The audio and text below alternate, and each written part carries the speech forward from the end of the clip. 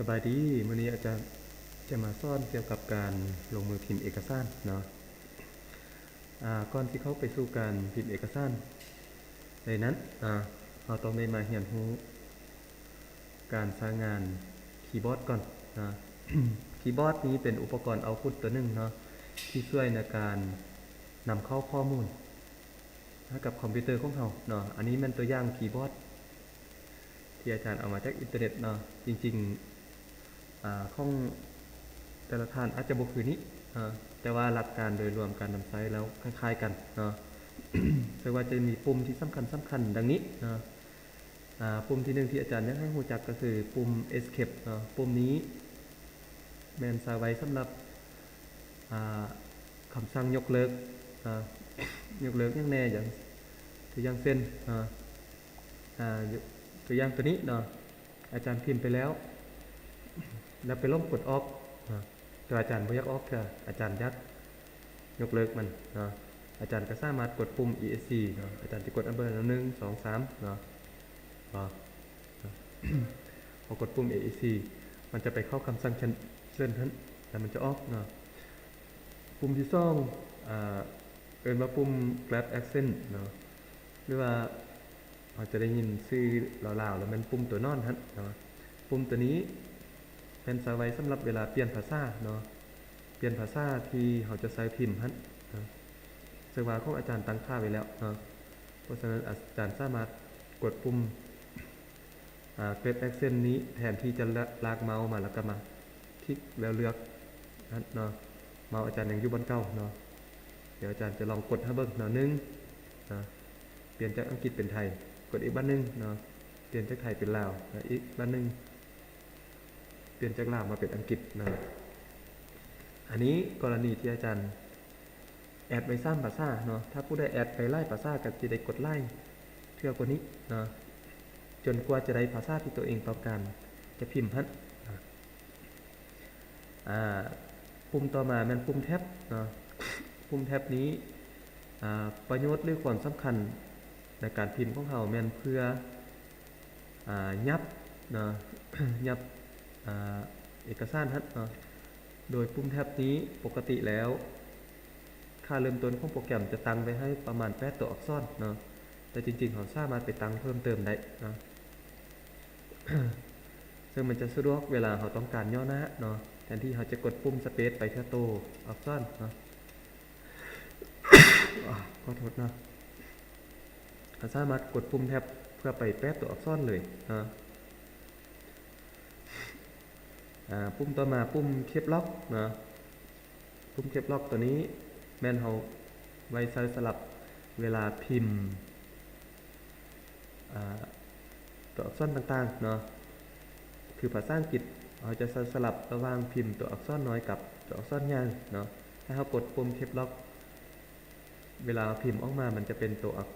ษรใหญ่เนาะตัวอย่างเนาะอาจารย์กดปุ่มเคปล็อกแล้วเนาะ A D F เนาะเป็นตัวอย่างหมดเลยนะถ้าปลดเคปล็อกออฟนะพิมพ์ A D F ตัวน้อยนะแล้วปุ่มชิปนี้นะปุ่มชิปนี้เฮ็ดหน้าที่คล้ายๆกับเคปล็อกเนาะแต่เคปล็อกเรากดไว้เท่าเดียวนะเราก็พิมพ์ไปเรื่อยๆเนาะชิปนี้ จะเป็นการสลับอักษรน้อยใหญ่เนาะหรือภาษาลาวเขาก็จะเป็นสลับระหว่างตัวอักษรหนึ่งกับตัวอักษรหนึ่งเนาะพอภาษาลาวมันจะมีหลายกว่าตัวอักษรอังกฤษเนาะมันจะเพียงพอแต่ว่าในกรณีเขาอยากให้ตัวใดสลับเขากับกดปุ่มชิปตัวอย่างเส้นตัวนี้เขาพิมพ์ตัวน้อยมาเมดเนาะแล้วอาจารย์อยากพิมพ์ตัวใหญ่ขั้นอยู่นี้เนาะแทนที่อาจารย์จะไปกดเคปล็อกอาจารย์จะกดปุ่มชิปแล้วก็กดตัวอักษรเลยเนาะเห็นบ่มันจะเป็นตัวใหญ่เนาะแต่ถ้ากดโดยที่บ่กดปุ่มชิปมันก็จะเป็นตัวอักษรน้อยธรรมดาเนาะปุ่มคอนโทรลเนาะปุ่มตัวนี้สำคัญเนาะถ้ากดแค่ปุ่มเดียวนี้จะบ่มีหยังเกิดขึ้นเนาะแต่ว่าปุ่มคอนโทรลนี้จะเป็นปุ่ม ที่เป็นใช้เป็นคำสั่งบวกกับปุ่มอื่นๆเนาะเช่น Ctrl A แมนสั่งให้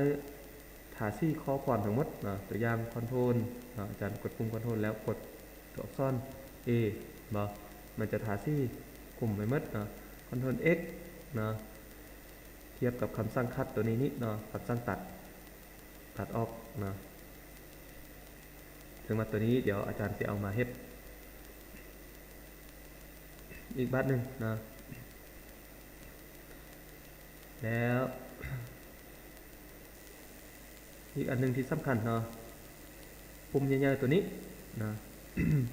ตัวนี้เอิ้นว่าปุ่ม space เนาะเขาใช้ไว้เพื่อหยังเนาะใช้ไว้เพื่อไว้เอิ้นว่าหยังยะเนาะอย่างเช่นเขาอยากให้ S กับ F นี้ยะห่างกันเขาก็กดวางเคอร์เซอร์ไว้กลางนี้แล้วก็กดปุ่ม space 1เทื่อมันก็ยะ1เทื่อเนาะกด2เทื่อมันยะ2เทื่อยะ3เทื่อเนาะ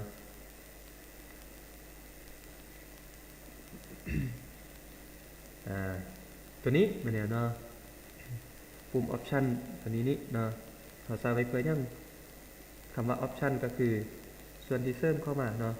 เราสามารถกด option นี่เนาะเวลากด option มันก็จะซ้ำกับเราคลิกขวาในเมาส์เนาะเวลาเราคลิกขวาเมาส์มันก็ออกตัวนี้เนาะกดปุ่ม option ก็ออกตัวนี้เนาะ ตัวนี้เนาะแล้วตัวต่อมาแมนปุ่ม enter เนาะ enter ตัวนี้ใช้ไว้เพื่อยังเนาะเวลาเราต้องการลงแถวเนาะไป5แถวมาเรากดปุ่ม enter ไปเรื่อยๆเนาะ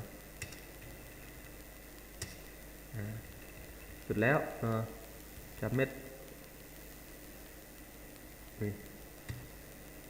ตัวนี้เนาะจับเม็ดเรียบร้อยเนาะต้องการไปวรรคมาเราก็กด enter เนาะ แต่ว่าถ้าเราบ่ต้องการไปวรรคมาเราก็พิมพ์ไปเรื่อยๆเนาะพิมพ์ไปเรื่อยๆพอมันสุดแถวแล้วเนาะโปรแกรมมันจะดึงไป5แถวมาเรื่อยๆเนาะโดยที่มันยังอยู่ในวรรคเดียวกันนี้เนาะแต่ถ้าเรากด enter สังเกตบ่ว่ามันจะเป็นคนละวรรคเลยเนาะเพราะฉะนั้นให้เข้าใจเนาะระวังการกด enter เนาะกับการบ่กด enter ปุ่มต่อมาแม่นปุ่มbackspace ตัวนี้แม่นกงกันข้ามกับปุ่ม space เนาะปุ่ม space ตัวนี้จะยับไปทางหน้าเนาะแต่ backspace นี้ยับกับหลัง แล้วในการยับกับหลังของมันเนาะมันบ่แม่นยับลักษณะแบบนี้เนาะมันยับกับหลังไปถ้ามีอันใดขวางทางมันอยู่เนาะเช่นมีตัวอักษรขวางทางมันอยู่มันจะลึกไปเลยเนาะอันนี้อาจารย์ลองกดปุ่ม space backspace เนาะมันจะลึกไปเรื่อยๆเนาะ ปุ่ม backspace นี้สังเกตว่าลักษณะมันจะลึกจากทางล่างมาทางหน้าเหมือนบยังมีอีกปุ่มหนึ่งนะที่เป็นการลึกคือกันก็คือปุ่ม delete ปุ่มนี้นี่เนาะแต่ว่าจะมีลักษณะการแตกต่างกันเนาะถ้าปุ่ม delete จะมันลึกจากทางหน้านี้เนาะไปทางล่างถ้าปุ่ม backspace ลึกจากทางล่างมาทางหน้านะลองใช้ปุ่ม delete บ้างเนาะสมมติอาจารย์วางไปจุดนี้นะแล้วอาจารย์จะกด delete นะ1 2 3 4นะ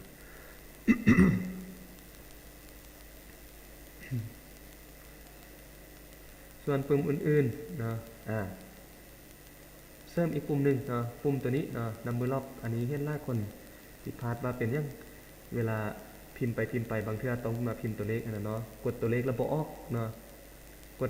บ่ออกเพราะว่าบริกดปุ่ม number lock นี้นะ ปกติแล้วคีย์บอร์ดจะล็อกไว้ให้เราเนาะถ้าเราอยากหาพิมพ์ใดเราต้องกดปุ่มนี้เนาะ แล้วถ้าไฟที่ขึ้นบนนี้นี่เนาะมันจะเป็นไฟสีเขียวขึ้นแล้วแสดงว่ามัน เราได้เปิดปุ่มนี้แล้วเนาะเราก็จะสามารถกดได้เนาะ กดตัวเลขได้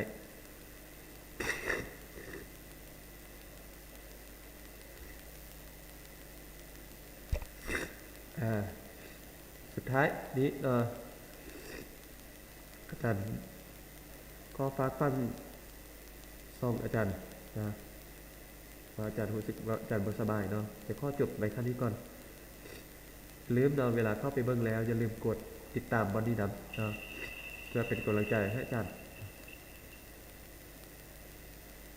ขอขอบใจ